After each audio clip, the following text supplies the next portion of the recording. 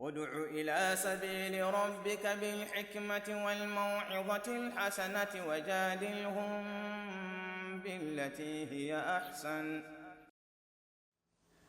بسم الله والحمد لله والصلاة والسلام على رسول الله وعلى آله وصحبه ومن والاه أما بعد.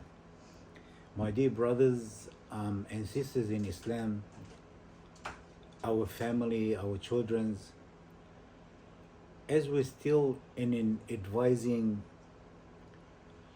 the community or advising the society, advising ourselves and our families, especially in our days today, most of children, females and males, they go on social media a lot, especially they go a lot on YouTube.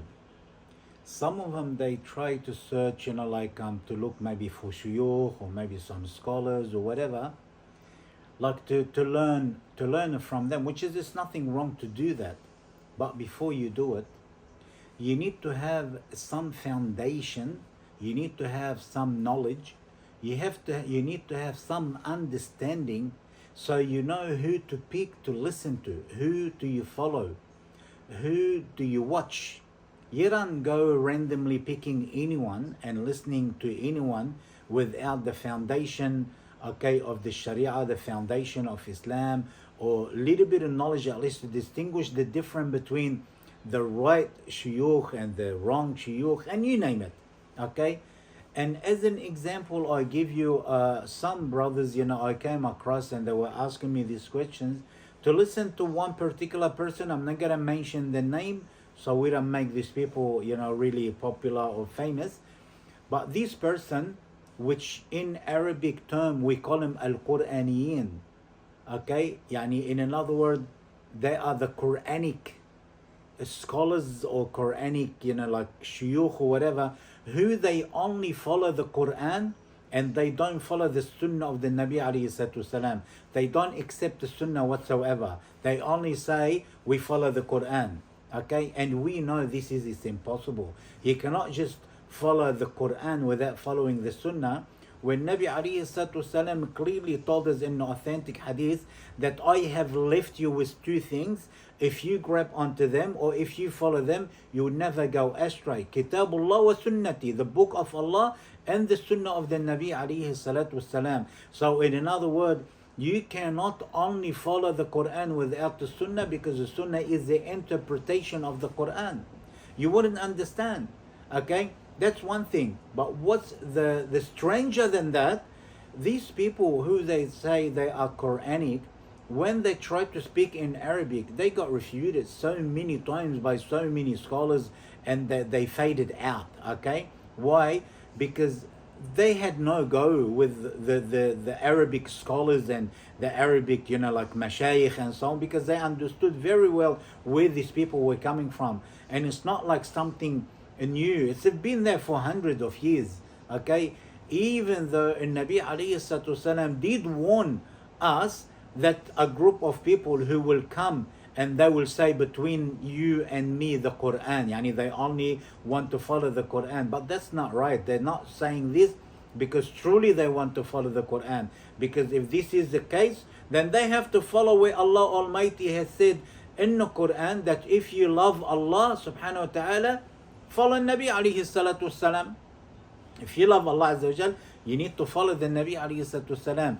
So what happened with these people that's, I came across, they take some word of the Quran and they take it out of context and they try to explain it in a so strange way, to convince their audience what they're saying is correct, because they're targeting the audience with no knowledge, with no foundation. Because if you have the basic knowledge and basic foundation, you will know what they're saying is wrong.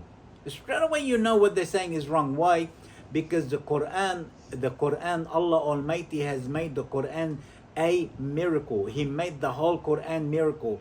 Even the sequence of the Quran miracle. The words of the Quran miracles. No one can play with it. And Allah challenged Allah subhanahu wa ta'ala challenged in the time of the Prophet ﷺ, their Arabic language was the language of the Quran, yeah? Like they were so strong in Arabic language. And Allah subhanahu wa ta'ala challenged them if they can come up with the Quran like the Quran, or like 10 surah of the Quran, or even surah like the Quran. No one can challenge the Quran. No one could came for over 1,000 years to come and say, Wallah, the Quran language or the Quran Arabic is not right. Unless a few people from here and there, they did come and say something like that, but they got refuted by so many shuyukh so quickly, because these people, they don't even know the Arabic language themselves, okay?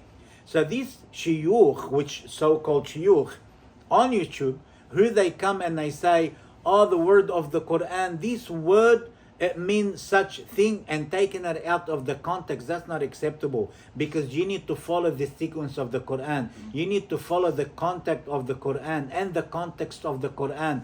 You do not take one word from here and one word from there as an example so you can get it right.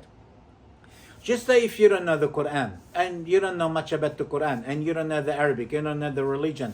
Somebody comes to you and he said a verse of the Quran where it says, لا تقربوا الصلاة وأنتم سكارى. Do not come near prayer while you're drunk. And he stopped there.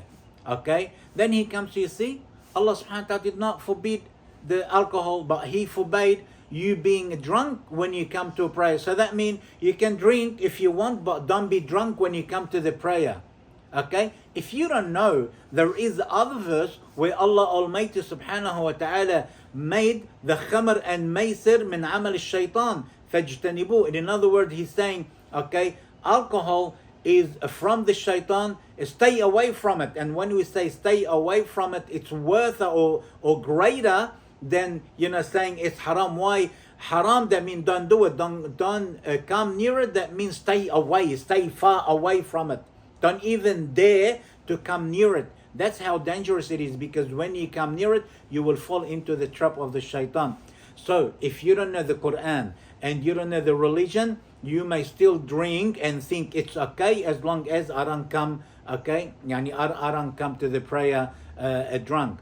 That's what I mean, okay? There are many examples in the Quran where Allah subhanahu wa ta'ala said one thing and another verse he said another, and there is no contradiction in the Quran, but they interpret, okay, one another. So when you put the Quran together, when you put the verses together, when you put the sequence of the order of the Quran together, then you will come up with the conclusion of everything in the Quran has been said is correct 110%.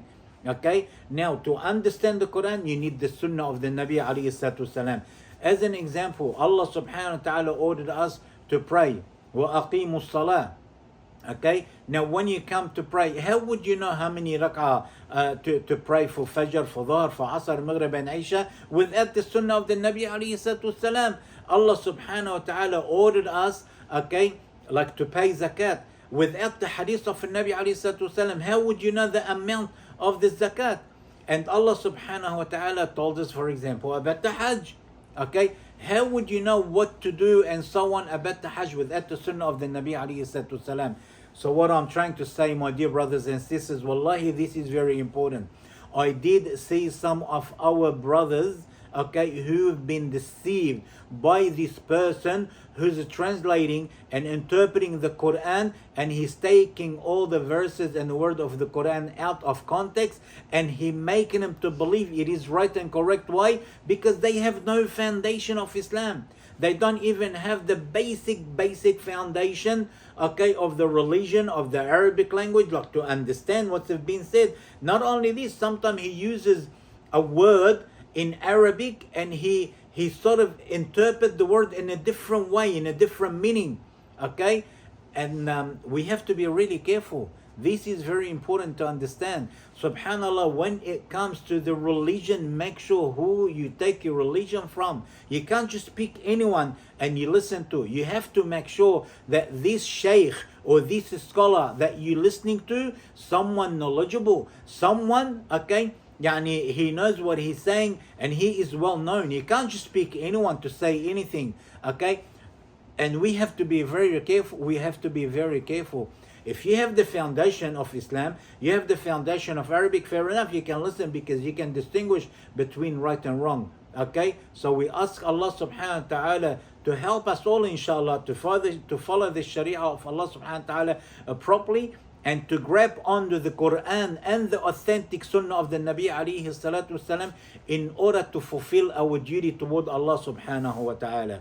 وآخر دعوانا أن الحمد لله رب العالمين وصل اللهم على محمد وعلى آله وصحبه أجمعين والسلام عليكم ورحمة الله تعالى وبركاته.